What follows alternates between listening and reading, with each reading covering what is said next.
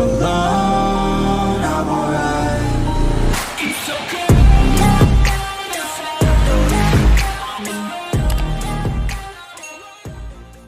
Tidak peduli siang ataupun malam, musibah kebakaran karena hubungan arus pendek dapat menimpa kita sewaktu-waktu. Hal ini tentunya tidak kita inginkan. Semua orang menginginkan instalasi di rumahnya terpasang dengan baik dan aman pastinya. Ada beberapa hal penting yang perlu dipertimbangkan saat pemasangan instalasi listrik di rumah. Yang pertama, menghitung ukuran rumah dan bangunan. Apa tujuannya? Hal ini dimasukkan agar kita mengetahui seberapa banyak lampu ataupun stop kontak yang nantinya kita gunakan untuk perangkat-perangkat elektronik, sehingga kita bisa menyesuaikan dengan berapa besar daya listrik yang dibutuhkan untuk rumah tersebut. Yang kedua, pemasangan instalasi. Jangan pernah mempercayai pemasangan instalasi kepada orang yang bukan ahlinya. Banyak terjadi masalah kebakaran hanya karena kualitas pemasangan kabel yang kurang bagus, seperti sambungan antar kabel yang longgar ataupun jalur kabel yang tidak rapi karena penumpukan arus pada satu titik. Hal ini mungkin terlihat sepele, tapi berbahaya. Yang ketiga, gunakan kabel listrik yang berstandar SNI. Hindari penggunaan kabel yang asal-asalan. Jangan mudah tergiur dengan harga kabel yang murah, tapi bisa mengakibatkan jaringan listrik tidak stabil sehingga sering terjadi gangguan.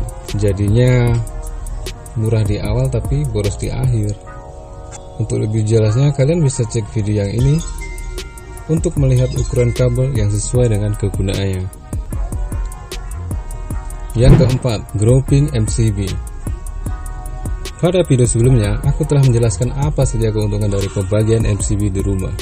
Idealnya, kamu membagi jalur kabel sesuai keperluan. Misalnya, buat jalur tersendiri untuk pompa air, AC, lampu, ataupun stop kontak. Tujuannya agar kita bisa mengontrol dan mengawasi kelistrikan di rumah kita.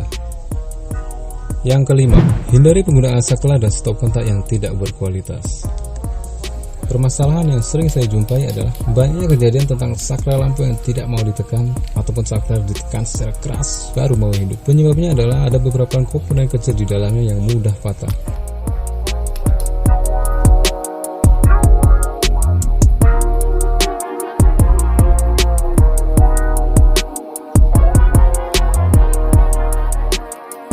Ataupun juga pada stop kontak, sering terjadi stop kontak yang melonyot ataupun gosong. Hal ini mungkin terlihat sepele, tapi lama-kelamaan bahaya. Yang keenam, memasang grounding saat instalasi rumah. Agar penggunaan listrik lebih aman lagi, harus ada mekanisme grounding atau pembumian. Dan pastikan pemasangan arde juga harus baik dan benar agar bisa berfungsi dengan semestinya. Yang ketujuh, cek berkala.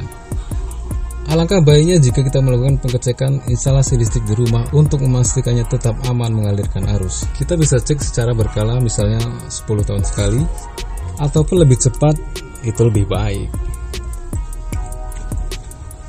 Oke, mungkin itu saja video saya kali ini. Saya harap video ini bisa bermanfaat bagi kita semua. Bersama saya Dio, dan sampai jumpa di video selanjutnya. Oke guys, jika kalian suka dengan video ini, jangan lupa klik tombol subscribe dan like dan komennya.